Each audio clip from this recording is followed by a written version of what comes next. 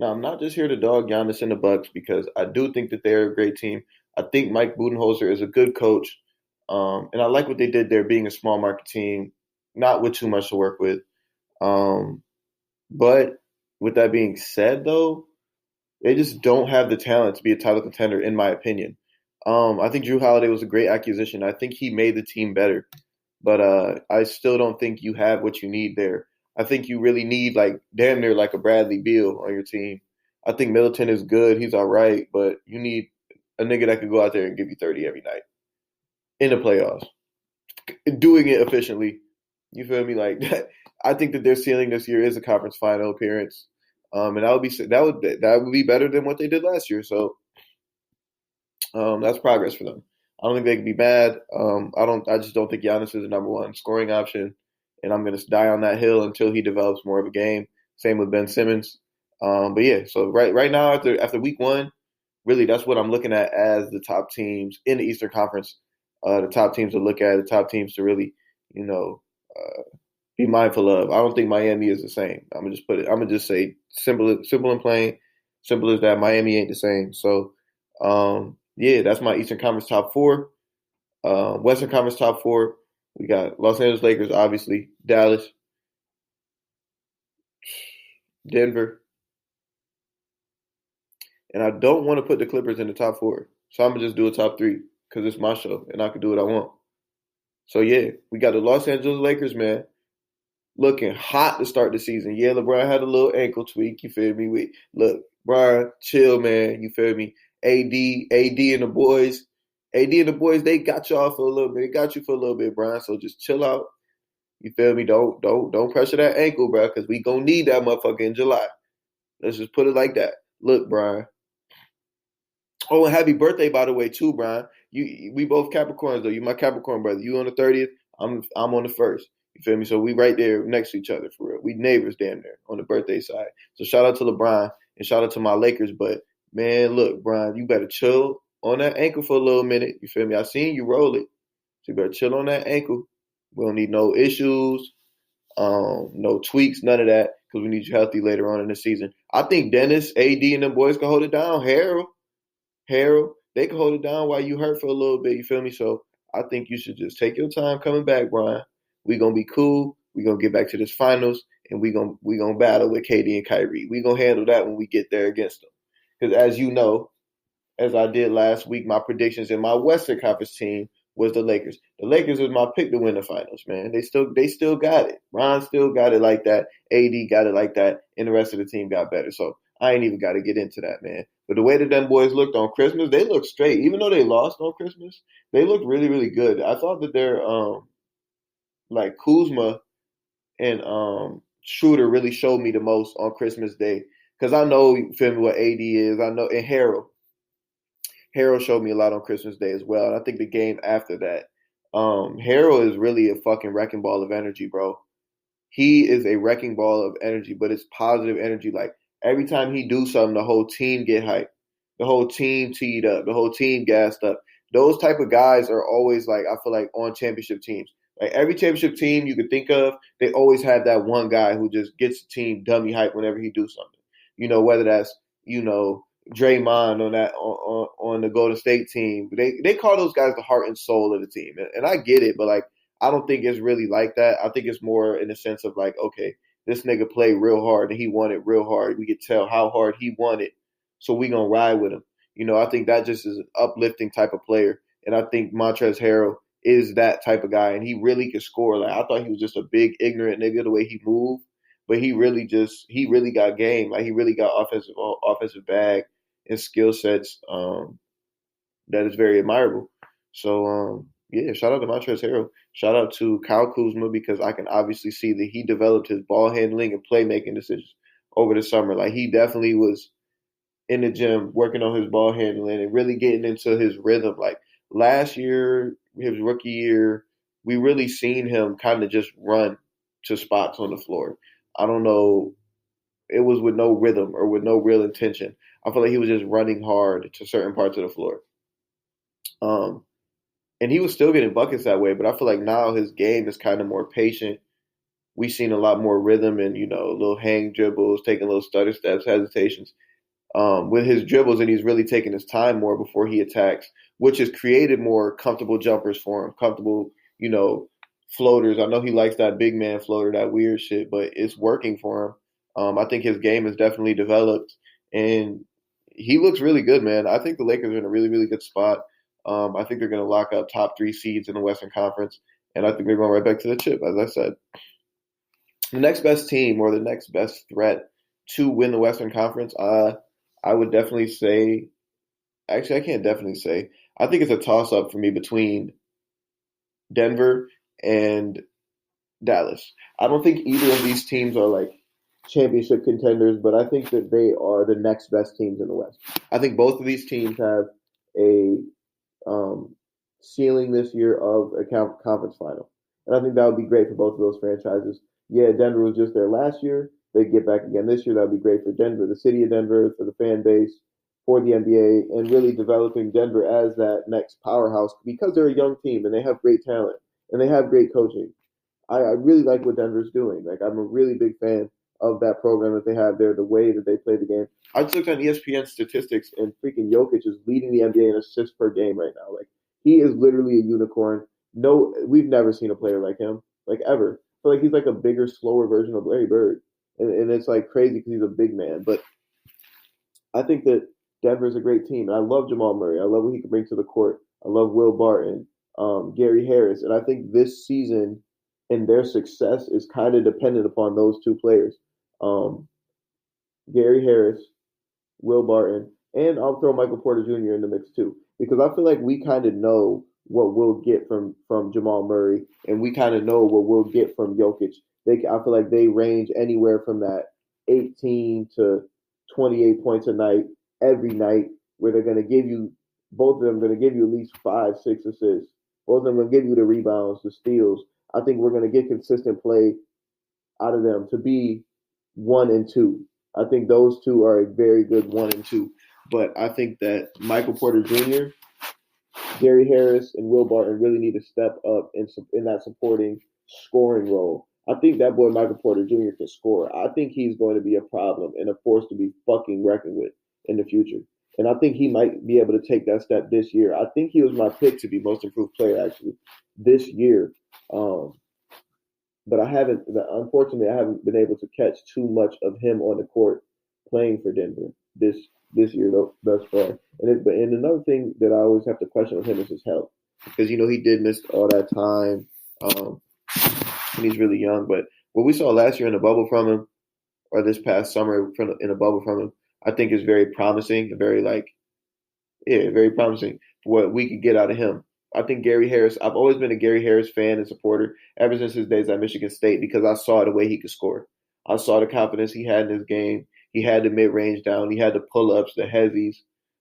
He had it all. He had this game in college. And I told my dad, I said, Dad, that dude right there, Gary Harris, he's going to be a problem when he gets to the pros.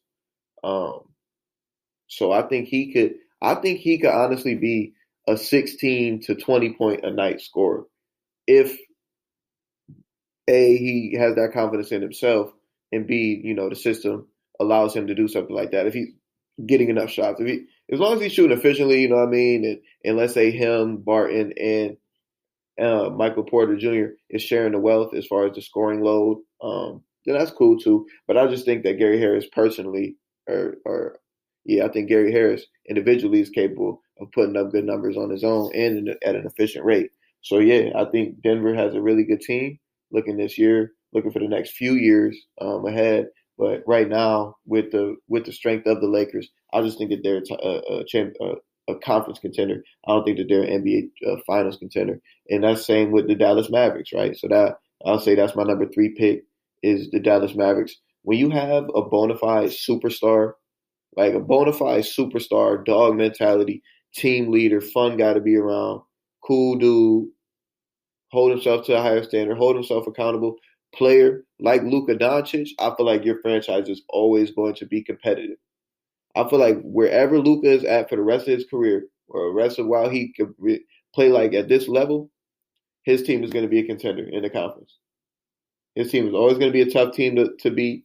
His team's always going to be a team to watch wherever he goes, because that boy right there can ball and he can lead. I feel like he kind of understands the pace of the game. He understands, when I need to get a bucket, when I need to develop, create for others, when I need to keep my teammates in rhythm. I feel like it's not a statistic. Like, that's not a statistic. But I think that's one of the biggest things that you kind of have to really watch is somebody's feel for the game. That's how I describe your feel for the game. Can you feel when, okay, I need to go be aggressive and get this bucket right now because our opponent just went on a 5-0 run or an 8-0 run, and to keep them from going crazy on us, I need to make sure that I get a bucket right now and silence all this. Situations like that, or, my two wing players, my two knockdown 3-point shooters, they ain't touched the ball in a little minute. So I got to make sure that they stay involved in the game. I got to make sure they still getting in their rhythm. They got to feel the ball in their hands. And I feel like he balances that so well. He balances that so well. And that's what keeps, Hardaway knocking shots down. That's what keeps Brunson and them boys, Trey Burke and them boys knocking their shots down. I think Luka has a high usage rating. He puts up big stats, plays big numbers, but I don't think he is at fault or his teammates are at fault because of that. They don't really have to compromise their game because of that, because he does put them in great positions to be successful.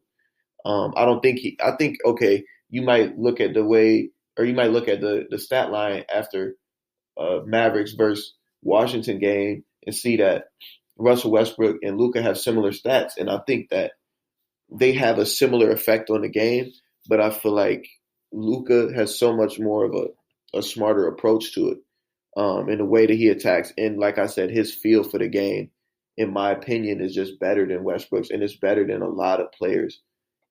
He really has an elite feel for the game, and I don't think I've ever seen a player this young with that type of feel and that type of understanding of the game. I think Ja Morant is another one who really has an amazing feel for the game and knowledge of the game, but I still don't think he's right there with Luka yet as far as, that feel. I think LeBron and KD, their feel for the game is on another level than everybody else. And I think Kyrie has a very good feel for the game as well. But I feel like a lot of other players, they get into like an ignorant spell of chucking up shots or being too passive. I think that balance of both is what keeps those players so good and so efficient for so long. Speaking about like the KDs, Kyrie, LeBron, players like that just have a very good feel for the game. And even some players like, not the stars, like the Lou Williams, like the, Patty Mills, like the Evan Fourniers of the world, and what's the dude name up there in Portland? Gary Trent's of the world, players that just have a good feel for the game, good confidence in themselves. I think that those players are always going to find a good role.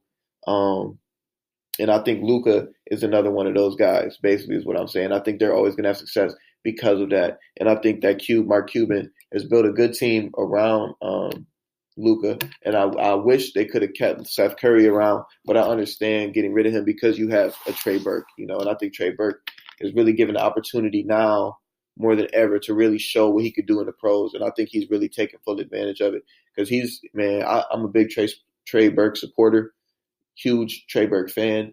And I just really love to see him getting the opportunity, especially from watching him in his days at Michigan, So I knew he had the jumper. I knew he had the big shot potential. And I think that's a big thing that will propel Dallas into that conference contender. I don't think that they are a title contender because we don't know what we're going to get from Porzingis. We still really don't know what Porzingis is yet. I think this is his 7th season in the NBA, 6th or 7th season. And I still don't know what he is exactly. We saw flashes in New York. We saw flashes in Dallas so far. But we always see a huge injury derailing his progress. So he's a talented dude. He has a good touch. He has a good feel for the game. Not a selfish ball player. Seems like guys seem to like him. He could play some defense. He can do a little bit of everything. And I think he has the potential to be a star power forward or an unconventional European style forward. I really do think he has the potential to be a star type of player, perennial all-star type of player. But his time is kind of ticking, and I think this year has got to be the year where he gets it right, where he's got to get with his dietitian and his nutritionists and weightlifting coaches, strength coaches, lifestyle coaches, and really get it together, because it's a trend now with you, man. You have a reputation for this now. It's not just one or two injuries. It's like, okay, how many games is this dude gonna play before he gets hurt before he get hurt again? Whether that's incorporating more rest days into their schedule, or doing the little things like that will help his body recover better, or using a different type of treatment, whatever it is.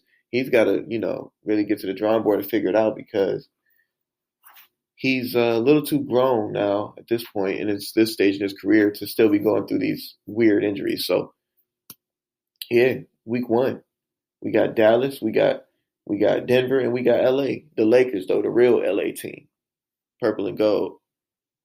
And then in the Eastern Conference, we got Brooklyn, we got Boston, we got Philly, and who did I say was the fourth team? And we got the Bucks. So that's how we coming right now, Eastern Western Conference week 1. I do think this has been a super interesting first week of hoops, and I'm super excited for the rest of the season. I really thank you guys for tapping in with me, checking in with me, listening. And I appreciate the love. I really do. And I hope you guys have a blessed rest of your day. Thanks again for tuning in. I'm out. Good morning, ladies and gentlemen. It is officially Wednesday, December 30th, and this is episode 9 of the International Podcast. This is your very highly favored host, Noah Williams, and I really, really, really, really, really want to thank you for tuning in, locking in, and tapping in with me this morning, man. I hope your morning is going beautiful. Hope your day is going beautiful. If y'all watching this at nighttime, whenever, I just hope life is peachy for you right now. And if it's not peachy for you right now, I promise you that it's going to turn around, man. Promise you it's going to turn around just with that positive attitude, positive energy. And we're going to keep shit pushing, man. So let's jump right into it, man. We about a weekend to the NBA season, man, and shoot, I've been on the edge of my seat damn near every night watching these games. I think the start of this season is super highly anticipated for both players, fans, freaking referees, commentators. Everybody is just really excited and really happy to have the NBA season back. The bubble was great. I love the bubble, but this is a little bit different here. Because, we're back in the stadiums. Obviously, it's no fans, but, it's just giving that more real NBA feel, especially opening up, the week of Christmas, having those huge headlining games and those big matchups. It's a lot of drama right now surrounding the NBA, and I think it's dope, man. I really love the direction that it's going in, and I really love this first week and what I saw from these teams, man. I like to start in the East, I want to talk about this, but I like to start in the East rather than starting in the West, just because, I feel like the West, you got all the powerhouses. But the East is kind of interesting this year because every year I feel like the conference that LeBron isn't in is really a toss-up for who's going to win the conference. Or will it be Boston this year? Or will it be, Milwaukee this year or Brooklyn this year? I feel like that is like the constant discussion when LeBron isn't in the conference, so I think that creates so much more like energy and drama in the Eastern Conference. But I have some teams that should really be making a run in the Eastern Conference this year, and top of that list has to be Golden State. I know they dropped a couple games. KD and Kyrie sat out the second night of a back-to-back. First night, they was a little bit off. KD missed a game-tying shot to send it to OT. You take that on the chin. And really, Charlotte stole that game from Brooklyn. So I really can't, be too mad at it. But I feel like those are the kind of games that you need to win, because I feel like Steve Nash and them boys knew that they was going to sit KD and Kyrie for the second night of that back-to-back, just to keep them fresh and to make them younger dudes play more. And that's one thing that I really, really like about Steve Nash thus far in his 1 week coaching career is like, okay, he realized KD and Kyrie, they straight. Like, they're good. Like, yeah, you feel me? KD missed that shot down the stretch, but, like, I'm not worried about him. Like, he's still getting his buckets. He's getting his shots. He's getting to his spot with ease. And same thing for Kyrie. But I don't know, if you guys have tuned in at all. But when KD and Kyrie is off the court, the team has no rhythm at all. LeVert is a natural scorer, so I feel like he can subdue some of that. And the fact that they just lost Dinwiddie, they're really, really in search of that next guy who could, initiate the offense and get a shot for himself. And I think they're trying to put Caris into that lane, but I don't think he's that type of player. I think he's a scorer. I think he's a natural born scorer, but I feel like he could be more efficient. He could definitely be more efficient if you get him on, some screenplay, running him on a 3-point line, getting him shots that way, rather than him consistently, coming down ISO ball. It's a fit. I mean, it's working for him, obviously. And I think it's going to continue to work, but just to get him more efficient, easier baskets when KD and Kyrie is off the court, I think that's going to be like the biggest thing for them, for their success. Because, you can't have this duo putting up 60 to 75 points a night and KD and Kyrie, and then your rest of your team, you ain't got that reliable number 3 scorer that I think that Caris LeVert could be. I think Caris LeVert could definitely be a number 3 scorer on an NBA championship team. I think that the Nets' ceiling this year is an NBA title. I don't think it's in their favor to win an NBA title, but I think that their ceiling this just for this year alone is an NBA title. And they're actually my pick to win the East. I said it last week or a couple weeks ago on a little predictions page, but they're definitely my pick to win the East. But I think another team that's really going to be very tough to beat, especially come playoff time, is going to be the Boston Celtics. Just from what I've seen in week 1, Jaylen Brown took those steps that he needed to take. Jason Tatum took the steps that he needed to take. Over the summer, these boys, I could tell they really worked on their game, but I could see the confidence radiating from them when they dribble the ball, shoot, when they're taking different shots, maybe earlier in their career, especially with Jaylen Brown, they kind of would hesitate it or were lacking the confidence to take certain shots or do certain things on the court. But I could see this dude's confidence is really, really high, so I know he's been putting in the work, So I'm really, really excited to see how they play down the road, especially with Kemba coming back. But honestly, I think for this team to be as successful as it can be, Kemba is going to have to take a little bit of a step back from trying to be a number 1 or number 2 scoring option. Like, he can score, don't get me wrong. The step back is still lethal. His mid-range is still lethal. He can knock down the 3 when you need it. You get to the bucket. Like, he can score at all levels. And I think he could do it pretty efficiently. But I don't think he could do it to an efficient enough clip to where he's your number 1 or number 2 scoring option. I think you let Tatum and Brown take those scoring responsibilities. Kemba, if you could give us 15 to 18 a night, shooting 45% from the field, 38 to 42% from 3, bro, keep knocking out. You knocked down your free throws. Just keep knocking down your free throws at the clip that you have now, and don't be a defensive liability.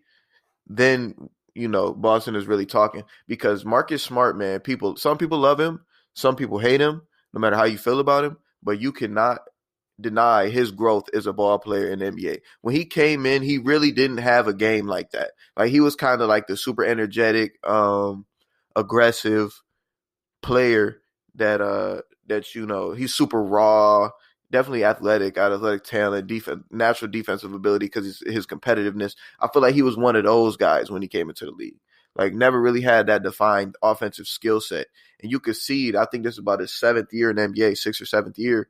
Every year, if you've been watching the Boston Celtics, how his game has grown and developed. He picked up the jump shot. Now he's got a few, he's got the 2 dribble, pull up. He gets to the basket. He really could do almost everything on the offensive court. And it's actually crazy to see how much he's developed his game and how confident he is in it now, to where we could look at the box score and see he got 30-point nights and erupting for big scoring nights. But that's obviously not something that Boston's going to be counting on every night. He's a number 4 scoring option on that team, maybe even number 5. No, he's definitely a number 4 scoring option. So, yeah, I think that's really, really dope to see. And I think that with a player like Smart, a wild card like Smart, who I don't think is going to go out there and have a game where he only has 4 points, but I think he is capable of those 30-point games and 26-point, 28-point games. I think those type of things will be really dope to see. And I think those are the type of things that'll put Boston into that upper tier in the Eastern Conference. Week 1, I didn't see anything from Philly that I didn't already know. I didn't see anything from Philly that I didn't already know. I mean, shoot, they probably. I'm gonna go in order now. I started with Brooklyn. Then I went to Boston, and I went Philly. To me right now, these are the most impressive teams that I'm seeing in each conference. So I would say Philly. Philly obviously is a super talented team. Ben Simmons, Joel Embiid. I really love the acquisition of Seth Curry. I think that was the biggest thing that they made, biggest play that they made on the court this past summer to really get them into that, championship kind of conversation. And they got rid of Al Horford, I believe. Yeah, they got rid of Al Horford and they picked up Danny Green. So, I mean, Danny Green has proven to be a very streaky, inconsistent shooter, but I would rather have him on the team than Al Horford with Ben Simmons and Joel Embiid. I think that the team that they have around these guys now could really work well. But I don't think that they have that championship potential unless Ben Simmons has that consistent jump shot. I do not believe that you can have a primary ball handler in the NBA in 2020 or about to be 2021. I don't believe you can have a point guard or a ball dominant player who doesn't have a jump shot. I don't think that you feel me. I think we're at a point in time and the NBA is so developed and the skills of these players is so developed and so elite that you can't win a championship or be a championship contender or play well late down the stretch in playoff high moment games if you are not even attempting a three. You feel me? Like a defense could really just sink on you and mess up everything that your offense is trying to do, fuck up your whole confidence, fuck up your whole rhythm. So I think that part alone is going to keep Philly out of that championship discussion. I mean, shit, the nigga still won't shoot. Bro won't even try to shoot. And I don't get it, man. You're a point guard. Like, you're a point guard. I know you, nigga, come on, bro. Like, just work on it more, bro. I feel like that's all it is, though. Like, bro, I get that you trying to do other things in your life, feel me? I know hooping probably ain't the only thing you're doing, but it is really your main source of income. So, like, bro, your dribbling ability is there. Work on that every day. Your passing ability is great. Work on that every day. But, bro, the only thing you can't do in your whole repertoire, speaking about Ben Simmons, the only thing you can't do, because you could defend multiple positions. You can play multiple positions. You're a positionless ball player on offense. Score crazy in the paint, can make plays for your teammates, can rebound at a very high clip. You can't shoot, bro. This about to be what, your 4th year or 5th year in the NBA? And you still can't shoot, bro, but you still won't even try to shoot. Like, look at Lonzo. People still dogging Lonzo Ball for what he's doing down there in New Orleans, but bro can really shoot now, though.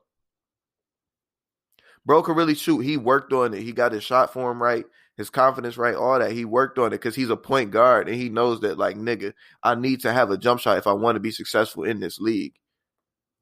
Like, bro, we get it. You're a 6'10" point guard. That shit's rare. You can pass. You can see the floor damn near like LeBron. Whoa, nah, let me chill. He can't see the floor damn near like LeBron, but he can see the floor. You see what I'm saying here? So it's just really disappointing to me to see that, somebody with so much potential, so much talent is just not taking advantage of it the way that I feel like they could. I think Embiid is doing great. I think Doc Rivers was a great acquisition. I think the roster that they have in place right now is great. But they just need that. Now, if they get James Harden, now I'll shut the fuck up. If they get James Harden, I'll shut the fuck up. Because Philly going to the championship. If Philly get James Harden, but they keep Embiid, that's a championship squad right there. That would be one of the most intriguing, that would be some of the best basketball to possibly watch is Embiid and Embiid and James Harden on the court together with Seth Curry and them shooters around them. That would be, the Eastern Conference would be like, damn, it'd be like, damn, the West weak now if that happened, So you got that. And yeah, so I think that's kind of it. So the ceiling basically, I think for Philly, with Ben Simmons, I think their ceiling is the Eastern Conference final. Their ceiling with James Harden, I think that is potential NBA Finals NBA champions, I mean. I think that they could win a championship with James Harden.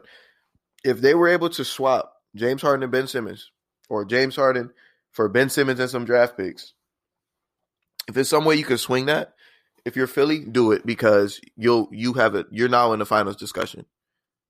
Period. Ben Simmons isn't in that stratosphere yet with James Harden. Not even close. Like not even close yet. So I feel like that would be his main focus, is just getting his jumper right, and so he could be in that conversation. He could get his team over the hump.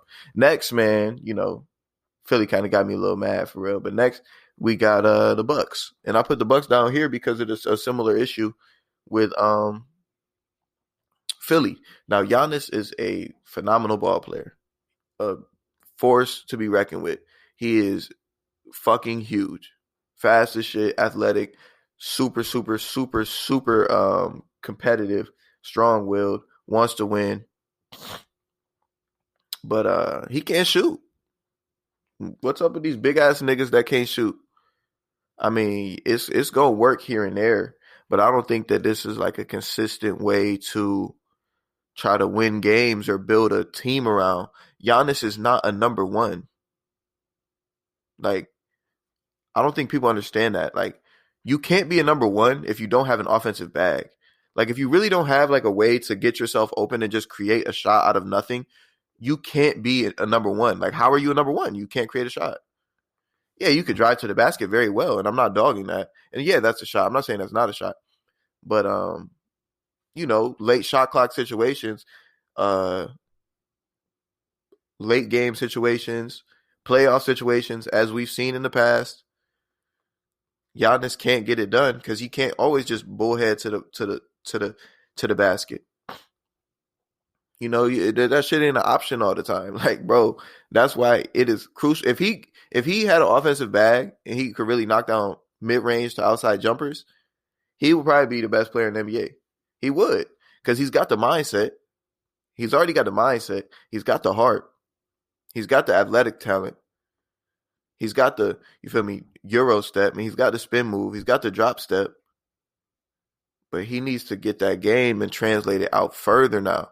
Get your, shimmy, left hook or right hook. Now you got turn around fade over the right shoulder, turn around fade over the left shoulder. I've seen him take a few of those shots when they played Boston the other night and when they played Golden State. And them bitches wasn't even close to going in. When you could tell somebody like, oh yeah, he'll make that shot though. Like, it wasn't one of them. Like, it was definitely more so on the side of like, damn, he's trying to shoot that. Brick off front rim. Like, it's just not looking good for him. I mean, but the thing that I could separate Giannis from Ben Simmons, Giannis is trying to shoot these shots. Giannis is taking the attempts. Giannis is, so I know he's working on it and he's determined to get it. I think Giannis has a better chance of getting more of a jump shot in a complete game than Ben Simmons does, just because of his, I don't know, I think maybe it's their character or maybe their demeanor, how they carry themselves on and off the court. But yeah, I definitely see Antetokounmpo developing that and getting to that next level before Ben Simmons does. And he's already better than him too. He's already way better than him, which is kind of crazy.